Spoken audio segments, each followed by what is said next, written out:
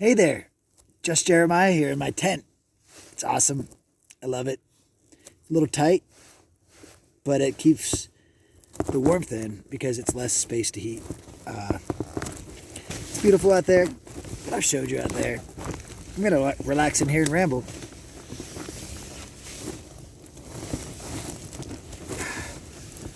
While I get ready mentally to leave such a beautiful place.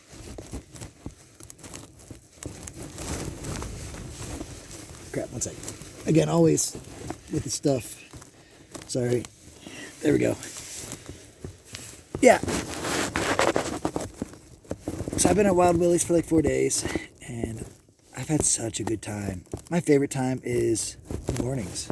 Getting to run down to the spring, be one of the few people to really just take it in without all of the other ones there. I met some incredible people. I feel so truly blessed. I got to interview a few of them, but, the wind was too much, and I really just took more of it in than anything. To be honest, there are really moments where if I just had, like, a floating, invisible camera, just the conversations from waking up, getting out of the tent, to going down to the hot spring, and just the conversations that happen organically. Having a camera there would destroy that. I don't wish you could see what I'm doing. I wish you would come out here and do it yourself. I am excited for you to come out here and do it yourself. It doesn't have to be here, but, go out and talk to everybody. And if they don't like it, then talk to someone else. I mean, if that's your thing. But yeah, so I've just gotten so much out of it. I feel incredibly blessed. I feel rejuvenated. The springs are detoxifying. They're just a really safe space for open conversation, where people will hear out a side that they normally might not feel comfortable. Even just letting enter their presence. A lot of people have become radicalized, especially this last year. And it's great just being in a place where, any conversation's welcome and people are respectful. It's not always that way, but again, that's where being assertive comes into play. I'm a big fan of that. Sometimes I take it too far. And for that, I like to check myself afterwards. But definitely, don't be afraid. Stand up for yourself. If someone's being rude or, as I like to say, contrarian, there's a guy the other day down at the hot spring. He's just arguing with everyone. Him and his friends are drunk. They're just going on. They're being rascally, They're not arguing because they believe in their cause. They're trying to be prickly. So, again, the hot springs are a place where anyone's welcome, but when you first jump into a pool of 10, you want to kind of wait a minute, before you start talking and give everyone a chance. But the thing is, it's not like a high school clique. Like, yeah, you're going to talk then. So I'm sitting in this pool and I eventually start talking, and the guy, who's arguing with everyone, talks me down.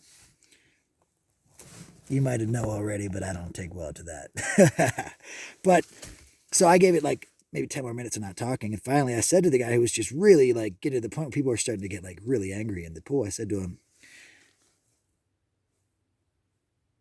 a contrarian is someone who argues for the sake of arguing. I said, generally it's a self-defense mechanism. Don't feel bad.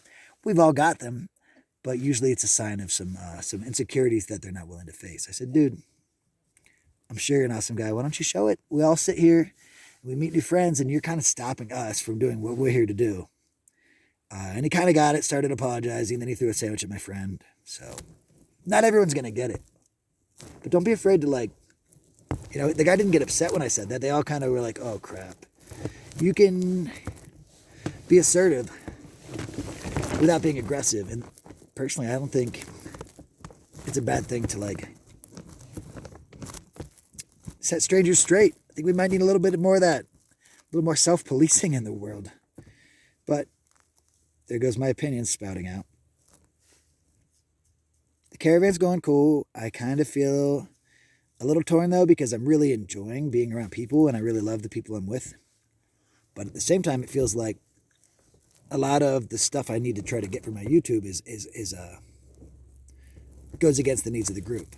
And sometimes I feel like the needs of the group kind of goes against my needs for the YouTube thing. It's just Jeremiah's Journey, which sounds like it can mean lots of different things.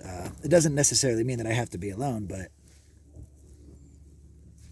I do get scared that I might be missing on some of my core elements by taking it so easy on myself, rolling with a group. We're going to head up to Reno and Tahoe, where I think I'm going to split off for a little bit. I need to jump back on my panhandling. I just like to keep money. I like to keep my my supplies proactively ready, And honestly, up here in the High Sierra, there's not many places to resupply without breaking a bank. If you're ever coming up here, yeah, bring all the stuff you're gonna need. Honestly, it's kind of pricey up here. Like, I'd want you to support local businesses for sure. Do that, but I highly recommend downloading like a gas app that shows you the map, how expensive it is. There's places, Bridgeport, where we went to Buckeye yesterday. It's like $5.50 for gas. Yeah, in America right now, $5.50. Go figure.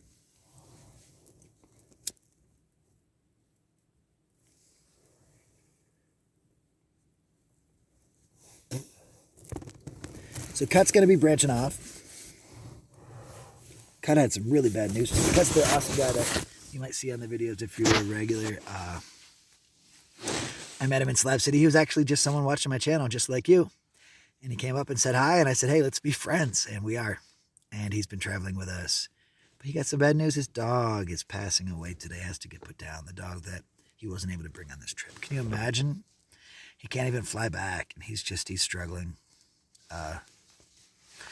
Luckily, now to him it might not feel like a positive, but he's a very open person with his feelings and emotions, and as am I. And so he's able and willing to talk about it, which is a great way of externalizing issues. But I just feel horrible because his heart's the whole way across the country, and he can't be there. And I really don't want him to run and leave, but he might have to leave early just because it might set him into a different mood.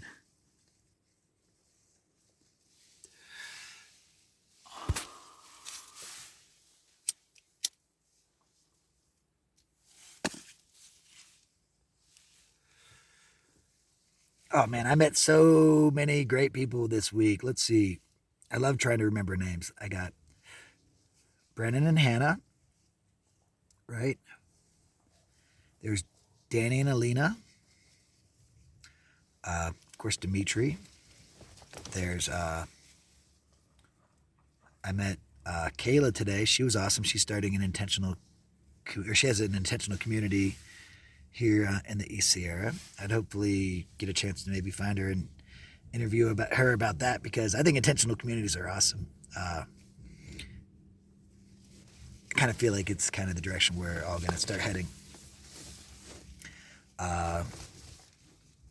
I just met so many great people, and that I know I'm going to run into again, and I'm just invigorated with the energy from it.